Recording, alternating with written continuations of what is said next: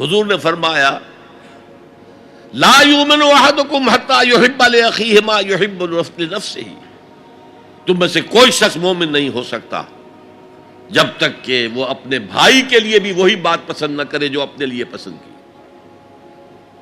اگر تم اسلام لے آئے ہو، ایمان لائے ہو، نیک عمل کر لیے، بھائی اپنے بھائیوں تک پہنچاؤ جن سے تمہیں محبت ہے، جن کے ساتھ خلوص ہے، جن کے ساتھ اخلاص ہے۔ یہ دوسری بنیاد ہے کہ ایمان اور عمل صالح سے تواصی بالحق خود بخود برآمد ہوگا۔ اور ایک تیسری بات ہے حمیت، غیرت۔ میں یہاں آپ کو ایک حدیث سنا رہا ہوں۔ ایک طویل عرصے تک اپنے زمانہ طالب علمی میں یہ حدیث خطبہ جمعہ میں سنتا رہا۔ مولانا تھانوی رحمۃ اللہ علیہ نے جو خطبات جمعہ مرتب کی ان میں یہ حدیث ہے۔ حضور ارشاد فرماتے ہیں اوحى اللہ عز وجل الی جبرائیل علیہ الصلوۃ والسلام ان اقلب مدینۃ کذا وکذا باہلھا۔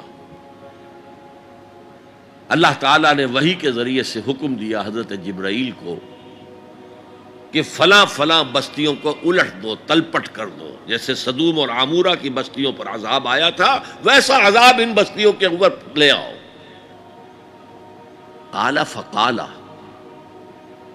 حضور فرماتے ہیں کہ اس پر حضرت جبرائیل نے عرض کیا یا رب ان فیہا عبدک فلان لم یعصک طرفۃ عین۔ اے اللہ میں اس بستی کو الٹ دوں، اس میں تو تیرا فلاں بندہ بھی ہے جس نے کبھی پلک جھپکنے جتنی دیر بھی کسی گناہ میں بسر نہیں کی۔ اب آپ کسی آدمی کی نیکی کا تصور کیجئے، یہ گواہی دینے والے کوئی کرائے کے گواہ نہیں ہے جو عدالتوں میں پھرتے رہتے ہیں، جو چاہو گواہی دلوا لو، اتنے پیسے چاہیے۔ جبرائیل ہے، اور کس کی جناب میں کہہ رہے ہیں؟ جہاں ابو جہل بھی جھوٹ نہیں بول سکے گا۔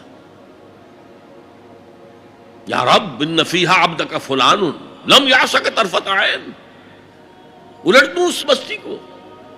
اب جواب سنیے، قال فقال، حضور فرماتے ہیں اس پر اللہ نے فرمایا اقلبھا علیہ وعلیہم، الٹو اس بستی کو، پہلے اس بدبخت پر اور پھر دوسروں پر۔ فإن وجہہ لم یتمعر فی ساعۃ قط، اس لیے کہ میری غیرت کی وجہ سے کبھی اس کے خون نے جوش نہیں مارا، اس کا چہرے کے اوپر خون نہیں آیا۔ آپ کو کوئی ماں کی گالی دے، اگر تو آپ میں جان ہے تو وہ جانے دیں گے اس کو، اور اگر جان نہیں ہے، آپ اس کا مقابلہ نہیں کر سکتے، تب بھی غصہ آئے گا، کانپیں گے آپ غصے کی وجہ سے، چہرہ آپ کا سرخ ہو جائے گا، یہ تو کم سے کم ہوگا نا۔ لیکن یہ اللہ کا بندہ اپنی نیکی میں لگا رہا، اس نے دیکھا نہیں ماحول میں کیا ہو رہا ہے۔ ماحول میں اللہ کی شریعت کی دھجیاں بکھیری جا رہی ہیں،